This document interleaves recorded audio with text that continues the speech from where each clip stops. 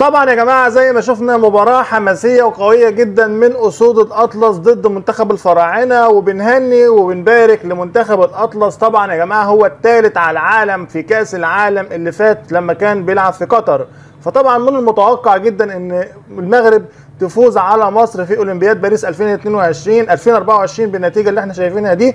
واداء قوي جدا لمنتخب المغرب، المنتخب اللي حصل على يعتبر كده الميداليه البرونزيه في دوره الالعاب الاولمبيه اللي بتقام في باريس 2024. ونتيجه المباراه دي يا جماعه متوقعه، لان طبعا المنتخب المصري ضعيف جدا. طبعا زي ما احنا شايفين لاعيبه المغرب ادت مباراه حماسيه جدا. لاعيبه المغرب يا جماعه اغلبهم محترف في الدوريات الاوروبيه، ومستوى الكوره عندهم عالي جدا واعلى بكتير جدا من المنتخب المصري. خلينا نقول الحقيقه يا جماعه، الناس دي بتلعب كوره صح، منتخب المغرب بيلعب كوره صح. حاصل يا جماعه على يعني حاصل الثالث على العالم في كاس العالم اللي فات. انتوا عايزين ايه؟ المغرب حاصله على كاس العالم اللي فات المركز الثالث، تمام؟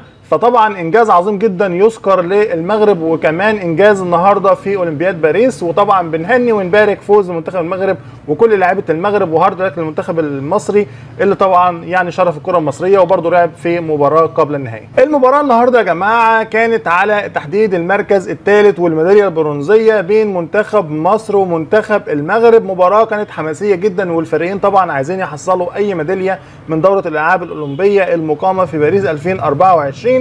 والمباراة قامت على ملعب لا البجوار، وطبعا كانت زي ما احنا شايفين حضور قوي جدا لمنتخب المغرب بجمهور قوي جدا يا جماعة، لان طبعا الجالية المغربية موجودة في فرنسا بتبقى نسبتها عالية جدا. طبعا منتخب مصر كان خسر في موقعة نصف النهائي على يد فرنسا البلد المضيف لدورة الألعاب الأولمبية بنتيجة 3-1 في الوقت الإضافي، بعد التعادل في الوقت الأصلي 1-1. وخلاص يا جماعة قلنا مصر هتفوز وهتلعب على النهائي، لكن بعد كده المنتخب الفرنسي عوض وقدر ان هو في الوقت الاضافي بعد التعادل في الوقت الاصلي 1-1 يفوز على منتخب مصر نتيجه 2-1. بينما فاز المنتخب الاسباني امام اسود الاطلس، يعني برضو المغرب اتغلبت من منتخب اسبانيا بنتيجه 2-1 نفس النتيجه.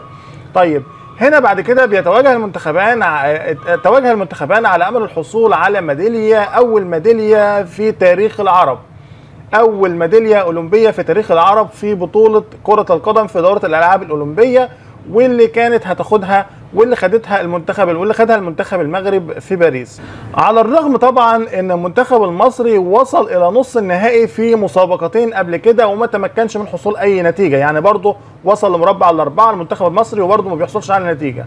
بنهني وبنبارك فوز المنتخب المغربي، فعلا يستحق، فعلا كان على جدارة وعلى ثقة. وطبعا مش معنى ان المنتخب المصري يخسر فطبعا احنا نكون زعلانين كمصر بس، لكن فرحانين للمغرب ان هي قدرت تفوز وتكسب وتربح ميدالية في دورة الألعاب الأولمبية، بتمثل أول ميدالية يحصل عليها العرب في كرة القدم في دورة الألعاب الأولمبية منذ إقامتها من يجي كام سنة كده.